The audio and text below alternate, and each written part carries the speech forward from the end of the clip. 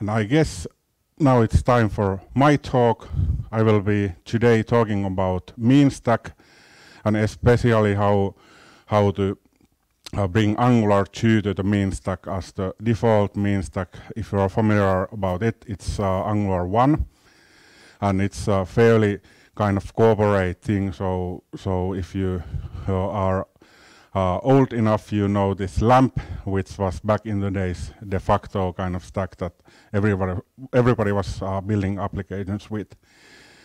But nowadays there are so many frameworks and stacks, so it's kind of caught in the middle. So I'm kind of vamping this mean that you can work with that also with Angular 2.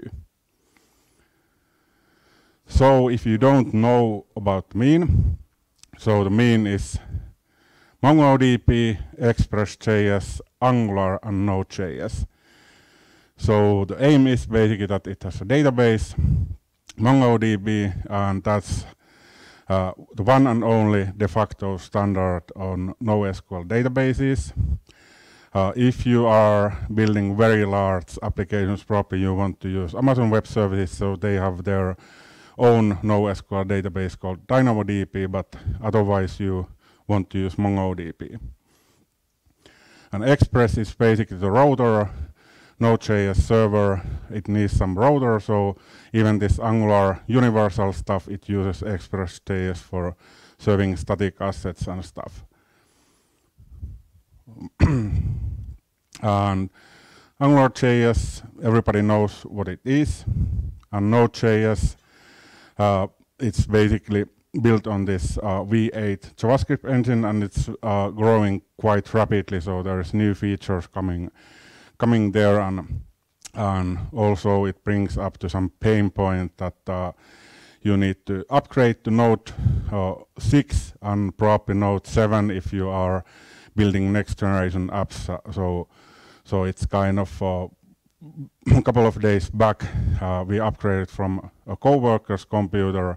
It was something like 0.1 called foobar, so one of the first nodes, and it did lack almost everything on it. But Node is the way to go on the server side nowadays. So what it actually mean, Angular 2 plus mean? So Angular 2 is awesome in the sense that you can basically use almost all of the Node modules with it. So you don't have to bring any glue to there. You can just import the modules and then use them as is. That wasn't possible with Angular 1, because on Angular 1 you had to actually make those directives which actually do the initiation of some plugin which is external. It might be a Node plugin or jQuery or something like that. But you have to make the wrapper glue there, and it's pain point. If something updates, then everything breaks. So Angular 2 is cool that it can use those modules as is. And Angular Universal, it basically works together with Express.js, so you can build your own middleware to do various stuff there. You can use Angular Universal and do whatever you want. So you can even build a mean app that's only server side if you want. So you don't have to run the JavaScript on the front end side. And also, back in the days with mean stack, you had to have those models. When you create some data model, you have to create one model for the server side, and then use some factories on Angular 1 side to transform the data so that you can use it on Angular 1 templates. It's not anymore needed if you use Angular 2 and mean. You can just use the same TypeScript interfaces, and you can make transition classes that basically transform the data. So if you want to do something with the data before it's used on the server side or on the front end side, so you can do it on one class. And obviously with Mongo we want to use Mongos as is used on the original mean. So those models can live together on a single file per actual logical model. So let's skip to action. So I am going through the interesting part of this code that I made for this talk, and then we can see how it's running live. And it's available there, so you can, if you have your laptops, you can already look it, but you can, I'm posting this on Twitter, so you can grab them also from there, and also to the meetup group. So the first interesting part is, I previously told that I'm never gonna do a to-do app, but now I did it, so sorry. But this is a to-do model, so it has only this created, updated, and title. And you can see that this TypeScript interface, it's a little bit different from the Mongoose model. So on TypeScript interface, I have this created and title as mandatory fields, and updated as an optional. And on this Mongoose model, I could have marked this created and title as mandatory. But usually on MongoDB, we don't want to use very tight kind of checking. So every field by default on Mongoose is optional.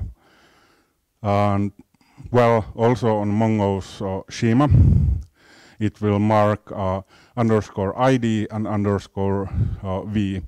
So those are also there. So obviously there's a flaw on my interface. I should have marked them on this TypeScript model. I didn't do it, but probably I'm gonna fix it. So the reason is that those need to be there, so the TypeScript linter doesn't warn about those. But obviously on my code I have used these brackets to mark those underscore ID and those fields, so, but it's kind of bad. Secondly, I had another talk regarding to this bringing a Node.js server to TypeScript era, so you can sneak peek and look the first talk about it, but it's only using the same kind of TypeScript classes that you have used on Angular 2 apps, also on the server side. So it only makes it a little bit easier to import stuff within the backend and frontend. And then on the server side, I have this REST class, which is basically defining that it creates a new router. I'm using that router obviously on this main class, and it runs the configuration, and then it loads the two endpoints.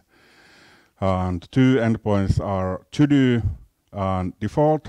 And on to-do, this is a basic CRUD model, so you can get list, and you can create a new item there, and you can find one with this underscore ID. That's on the Mongoose model, and you can delete, and you can update and delete to do from there. So fairly simple, just what you have used on any kind of frameworks. And the default is just that usually on REST API, there should be some response there. So this star means that if the endpoint is not found, it just gives some response there. Otherwise, it would have served the single page app, and you don't want to serve single page app on /rest. And this to-do controller, this is fairly long, so it uses the same models. So those models are used to validate the data. So for example, this list, it gets list of all to-dos on this MongoDB database, and then it just passes the to-dos as a response. And I have to obviously create an empty object with this to-dos for the list, because you cannot have a list as a JSON response. So it has to have this curly brackets which the content is under. And when you create something, then it basically checks the parameters. So if the parameters don't match, it has some response, and you can find. Similarly, it finds by ID. So this is the same if you would have put this underscore ID ID, but this is a helper on Mongoose. And you can update. This update is a little bit more complex. It needs to read the data stream, and then after the stream has been completed, then you have to transform the data to JSON or create an empty object, and then you can remove. So that kind of simple to-do controller. And by the way, this doesn't have any mechanism to restrict, so with this control, obviously you probably would want to use some method of authentication and JSON web tokens on real-life application, but I didn't want to put those to this simple presentation and boilerplate, because it would have been many hundreds of lines longer example then.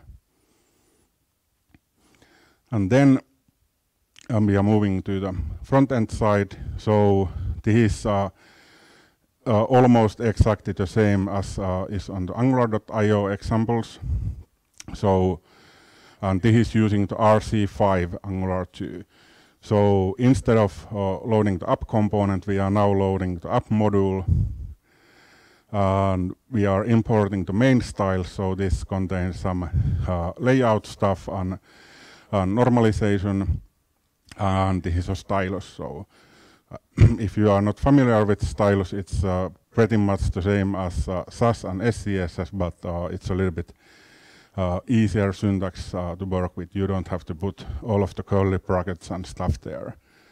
So kind of makes it easy to write code. And then usually these declarations, people have started to have a separate kind of interfaces.ts to put that stuff on, but this is the only one that I need for this file. So, and this is only disabling the enabling the production mode if you are running this on, for example, on Heroku. And this RC5 module loading uses this platform browser dynamic to bootstrap the module.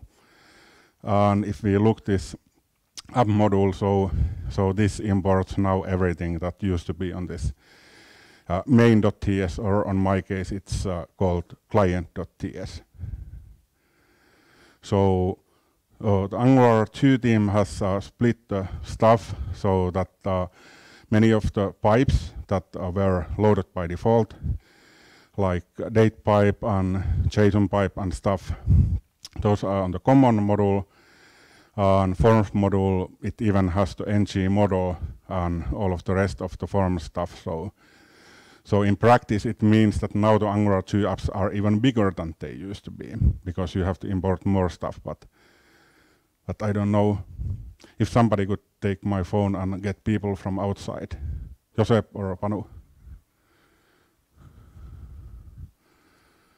Or just go there, yeah.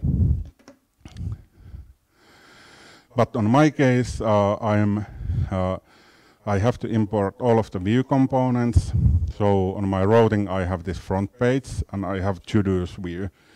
So those need to be imported, as well as routing. And I have created the pipes module for my custom pipes that I want to use on all of my views and components. So I'm loading that, as well as the services module. And the services module is used on the providers, which means that it creates the instances there, so the services can be shared along with all of the components. Usually on these new ng modules, you could define a service to be only instantiated per module, so then you would put that to your custom modules providers. But on my case, I have two services that I want to be accessible from all of my components. And I'm declaring the app component, front page view, and to-do view here. You might have a question that what are these view components, so I've tried to make my boilerplate kind of MVC, model view component. So instead of trying to put everything under components, I'm putting the views under views directory, and the views are just named like that here. So it eases up actual the design that you have the reusable components and then views, and you don't put anything to views which actually would load anything or do that kind of stuff. And then services model, like I said, it loads two services. So one service that we are actually using now on this boilerplate is this to-do service, but I'm usually including this user service as well. So this user service, it's basically a key value store. So if I need to save anything that would be available on all of the components, I could save it to the user store. And the to-do service, basically this does exactly the same methods that were on the REST API. So there's a list to-dos, it gets the list, there's a create, find, update, and remove. And this remove, if the to-do was removed on the server side, it just removes it from a list. I have here, I'm using replay subject to make the list available for the components, and regular JavaScript list to actually store the data. Many people probably they want to use immutable JS, but to make this example very, very simple, I used plain JavaScript list. But it would be very easy to switch it to use immutable JS. And probably the actual advantages of using immutable JS would be that now if you find one item on some component and use ng model there, it basically already writes the data, so you then have front end and back end out of sync. So basically what's on the MongoDB isn't the same as is on this list here. It's because this immutable JS gives, whenever you access something, it gives you a new reference. But regular JavaScript lists, it's the same reference, so whenever you make the two-way binding, it basically edits it right away. So just something that if you are making this editor with ng model, you have to make a copy of that, and well, you can do it easily with object create, but you just have to know. And it's basically all JavaScript programmers, they need to kind of know that. But people who come from other languages to JavaScript, obviously, it's kind of shock. It's called JavaScript fatigue. And there are some helper methods here. So this, whenever I'm finding or saving something, so it gets a new copy from the MongoDB. So even if you were doing something wrong, usually it fixes itself if you find it again. So it automatically updates everywhere. And this update or create, it's a commonly used kind of method to do that. And then to the list component, I didn't have the view component here, so you can look how it looks like. But on the view component, I'm using this to-do list. So it's basically, oh, this is the to-do view, yes, sorry. So it only gets these to-do edit and to-do list components, so this is only loading the components, and yes, this is now the to-do list. So here is the real logic to actually do stuff, but I'm now not able to get it, but actually there is only 2 lines of code on the bottom, so am I able to? No.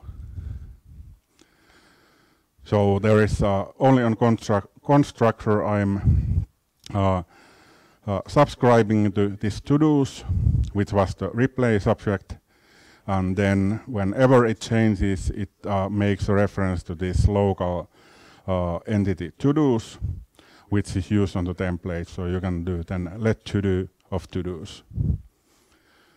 To-do edit. Yeah, this now scrolling works also here. So here I'm checking the route, so I'm using router to get this what's the selected to do. You can see how it works in a moment. So it's basically subscribing to this active route, and whenever the route changes, it will check that if there is a to do and open it to this selected to do. And there are these methods as well. Save, remove, cancel is just that I don't want to touch anything, and create, it creates it. And this save is basically update. So all of the methods needed. So I guess let's look at how it looks in action.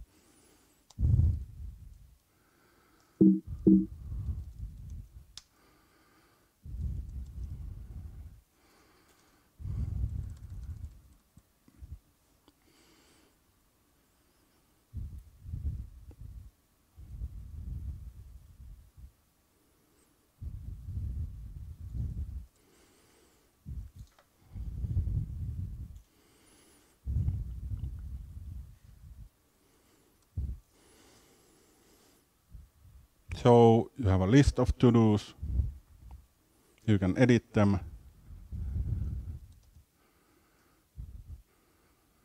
And you can create a new one.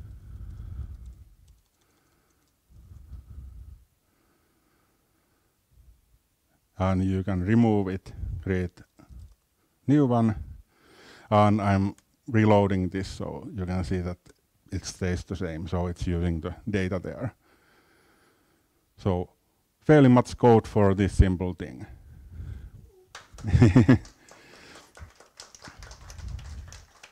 And this time I didn't have that on live, so like the chat, I had it on Heroku, so everybody was then grabbing the phones and starting to do stuff. All right, so new Star Trek is coming soon in the next spring, the series, so this is just to advocate it. It's very great. So here I listed what are the things that are kind of missing from this boilerplate. So obviously there's only one test, but it actually works. So if you have some trouble, you will end up on having already good result there. So the test is actually only preventing that you cannot deploy broken code. And REST API, well, it doesn't have pagination, so that's a must. So that should be added there, as well as adding auto reloading or some kind of mechanism to get updates. So now if you put it on Heroku and 2 people are using that, so they are kind of out of sync. So you should have this some method to get updates, or at least renew it fast enough. And also there are some components that could be ng modules and put to npm repository. Like there is I created custom pipe to display dates, so I put it there because it's currently Angular choose date is unusable. You cannot use that on real application, so I put it just in case that somebody is doing real production apps with this boilerplate. But that's basically it. Enjoy the boilerplate and thanks. Is there any questions? Hey, there is this box. Could somebody? So we are using that box in case that somebody wants to watch the YouTube movie that we are broadcasting. So. Yeah, my question is, when you fetch the to-do list those data and these fetch on the front end or back end? So the front end is fetching the data from the REST API. So I can actually show you. So if I'm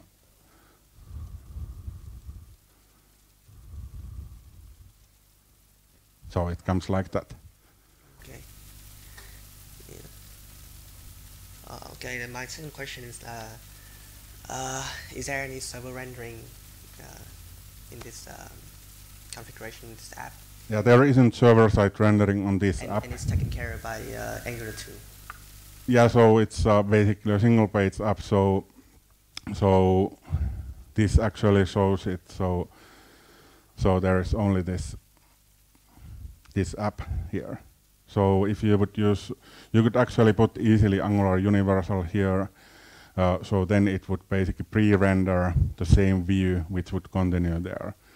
But at the moment, this Angular Universal, it's alpha quality code, so okay. Probably you don't want to use that. But I actually do have another, if you go to my GitHub, so there is Angular 2 Express Phantom.js boilerplate, which uses Phantom.js to do the rendering. So it could be used with any JavaScript app to actually serve the fully rendered version. Yeah, that's it. I have another question. Mm-hmm. Can you tell something about which part of the code was using in also not only in Angular but also on the server side? Do you create some part like interface that you use also in the Angular part and also like maybe in the MongoDB? Mm. So I will open the code. So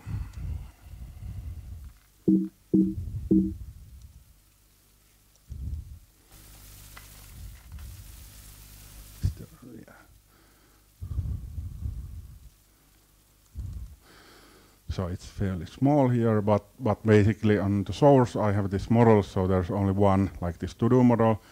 So this interface is used on the both sides, so both the server and client are using that, but obviously these Mongo's models, they are only used by the server side as you could make MongoDB connection from the Angular 2 app itself, but you wouldn't want to do that. So you actually want to do that on the server side. But it's possible that you could use everything of these from the Angular 2 app. But it would then require that you have everything set up so that the MongoDB connection is available. So, and that's cloud services, they usually don't allow that. Kiitos.